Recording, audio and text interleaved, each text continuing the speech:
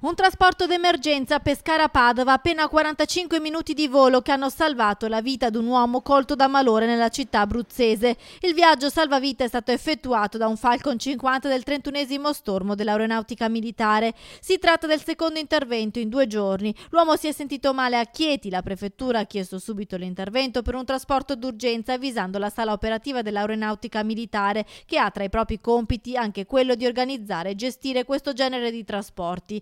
Ed è stato subito attivato così un Falcon 50. L'intervento è stato effettuato sulla tratta Pescara-Venezia. L'uomo in pericolo di vita era stato ricoverato all'ospedale di Chieti, è stato imbarcato e trasportato a Venezia per consentirne poi il ricovero e l'intervento nell'azienda ospedaliera di Padova. Decollato da Pescara verso 12:30, l'atterraggio a Venezia si è concluso alle 13:15. Un altro volo d'urgenza era stato effettuato venerdì 3 gennaio per salvare la vita ad una neonata sarda di soli 10 giorni di vita.